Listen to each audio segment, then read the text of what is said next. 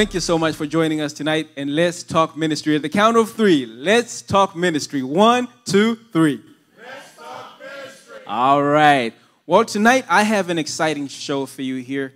We're going to have an amazing young man up here, and his name is Luther Estyl. Please give it up for him. Luther Estyl is going to be up here tonight.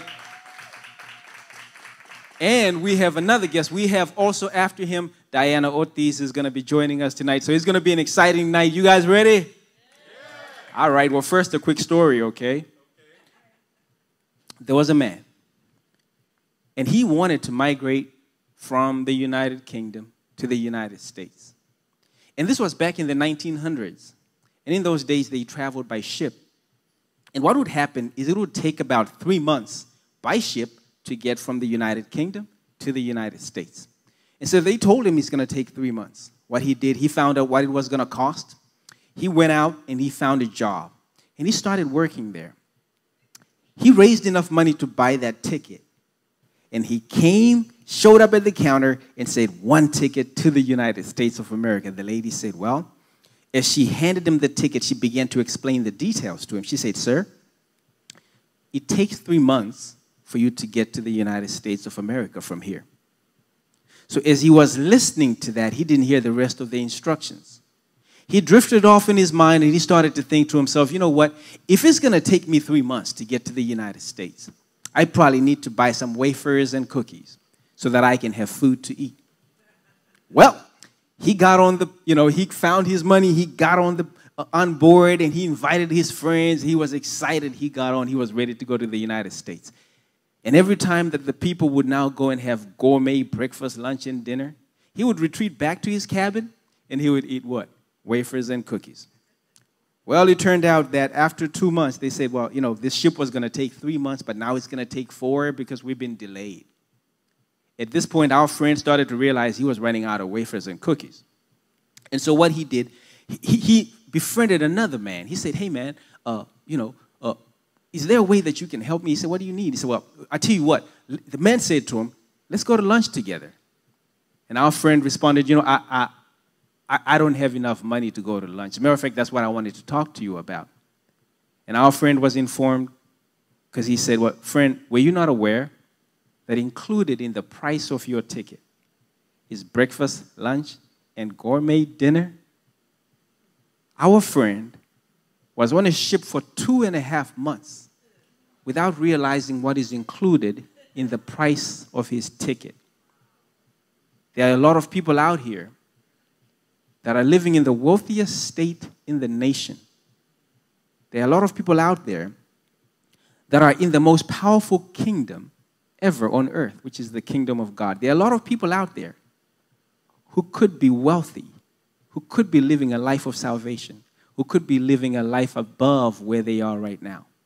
But because they don't understand what is included in the price of their ticket, a lot of people are out here starving and living beneath their potential. And I hope that that's not you, because we're going to talk to you about investing in yourself tonight. And the young man that I'm going to have up here is one man who we can admire because he has chosen to invest in himself in the self-same way. Ladies and gentlemen, please help me welcome Luther Estyl.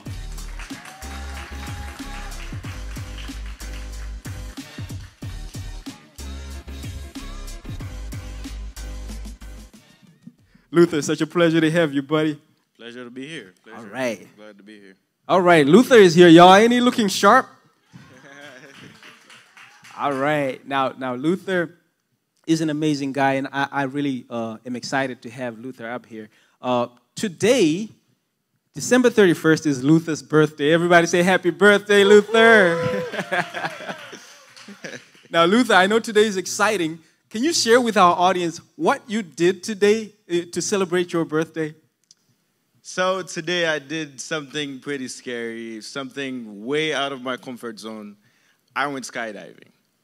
So skydiving, give it up for that. That's amazing.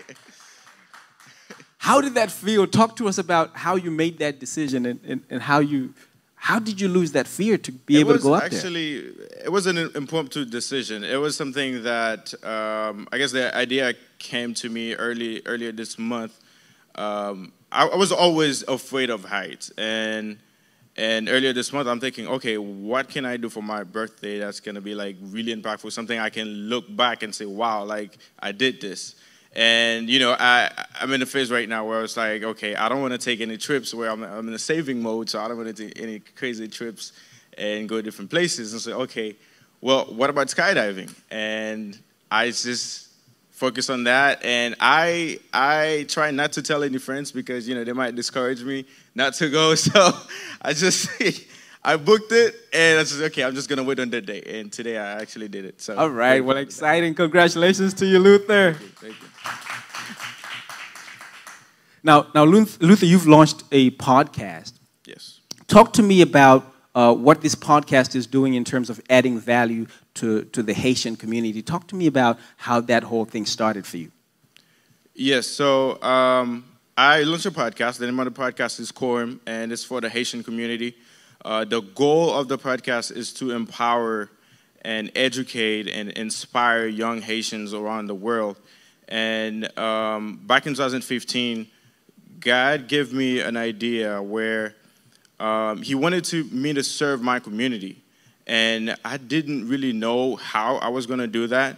When I started bouncing the idea to friends, some of them discouraged me, and some of them, you know, laughed at me, saying, you know, I'm not in a position to help.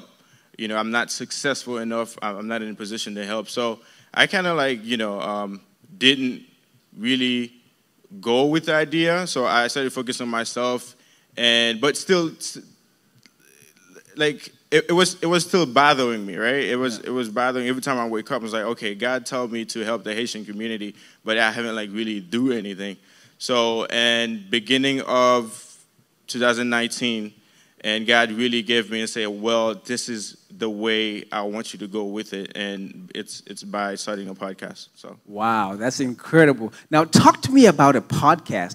For those that don't actually understand what that is, what happens with a podcast? Is this a new way of reaching people? How are you doing this? Yes, so podcast is really, really popular now. It's really, really getting popular, especially in the U.S. It's not as popular in Haiti and the Haitian community, and this is the main reason why I think I wanted to start one in the community. But the podcast is pretty much it's an audio show. It's an audio show that's on demand, where you can listen to it whenever, you can listen wherever. And the interesting thing about it is it's passive, right? You don't have to like focus on look at it. It's not a TV show. You're not watching a show.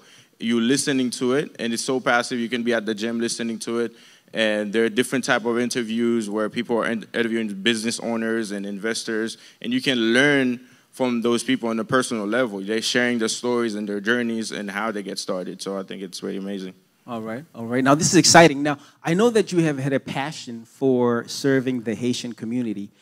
Talk to me about how you lost the fear to be able to get started. I know that you expressed to me that you were fearful in the beginning. How did you lose that? How did you get past that so that we can help other people who may want to serve their own communities and they're struggling with that? That's a really, really good question. It's something that I struggle with for a while. I don't know if any of you in the audience is struggling with that as well. Is when you have something inside, God puts something inside of you, and you want to put it out there, but you are fearful. You're thinking about how people are going to react to it. You're thinking about, you comparing yourself to others. You say, well, this person is doing it better than me, or you start thinking of all different ways not to get started or not to do it at all. And for me, I think it was just trusting God and knowing that God is enough, even though I'm not enough, but God is enough, and for me to just trust in Him and get started. All right. Well, that's exciting. That's exciting. Now, there is one thing. I seen that in November, you also overcame another fear of being in front of people and being in front of audiences, and you decided to share with the Haitian youth. And I was there to support that, and I was really proud of what you did. Talk to me about how that came about, and again, how you overcame the fear of going from not even wanting to entertain the idea of speaking to people, let alone standing in front of a group of youth. How did that happen for you? Well, I do have a personal story. So I was born in Haiti, and I was born in the countryside of Haiti. So it was like really the, I guess, the forgotten part of Haiti, where there's not, there's no electricity, there's no running water, and there's no adequate school. And I grew up always feeling inferior to people. So I had an inferiority complex, and it really shrank me. It really like hold me to where like I couldn't be myself. Right? I'm always comparing myself to others, and it really affected me when I first started my first full-time position here in Orlando, being the first one in my family to do it. And, I was excited as a young guy and coming in.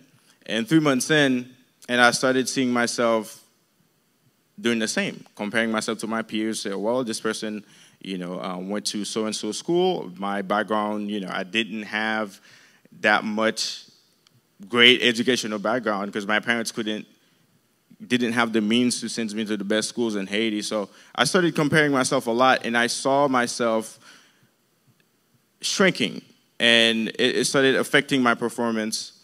And I started, being depressed and not performing at the level I should be performing. And thankfully, I met a guy by the name of CJ Bessa. That would be me. That's thank God. And he really helped me understand that I was not a mistake. And the reason why I am in the position I am is because God put me in that position. And I shouldn't feel like I'm inferior to others because God created me with my own uniqueness. He created me with my own capabilities, and I should embrace that and be who I am.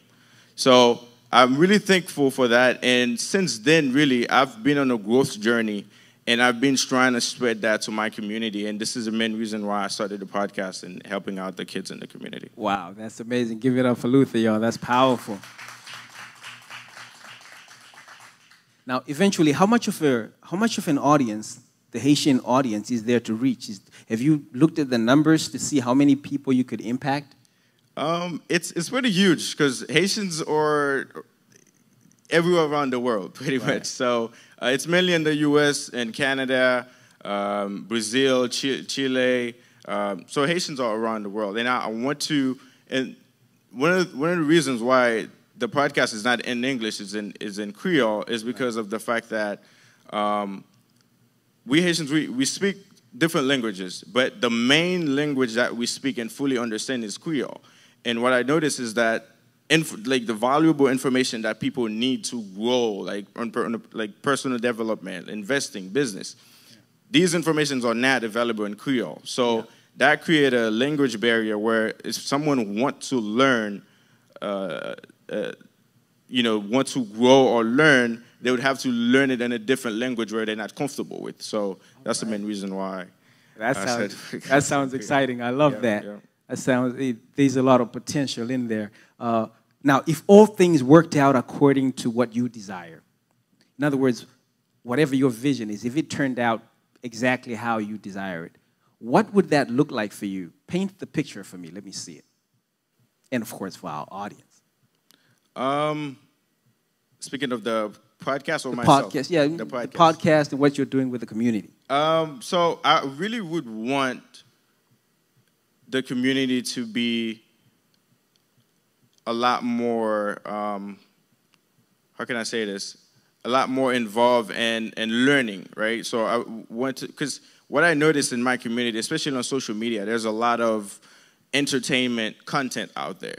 And to me, for a person to grow, entertainment is great, but for you to grow, you have to find things that are nourishing your mind. So I really would want, especially the young kids, to really, dive into learning and reading books and listening to podcasts, listening to great mentors, get connected with great mentors to fully, keep themselves in trouble, out of trouble. All right. That sounds exciting. Now, talk to me about Vision 2020. What does 2020 look like for Luther? Seeing as how you've gotten started so far, I've seen you get up and begin to really run with this vision. What does that future look like? So 2020, I think one of the biggest things I want to accomplish in 2020 is to have a Quorum conference. Right. Where I would invite all the guests that I have on the show to really, have different panels to talk about different things and invite the young Haitian folks to come in and interact with those people and create friendship and create a network. Right. That's one thing. Second thing, I would love to write a book. I would love to write a book, and I would love it to be in Creole and English as well, but I would love it to be in Creole and have an audiobook in Creole. That would be the first audiobook in Creole. Wow. So this is a powerful vision. Just give it up for Luther, y'all. That's amazing.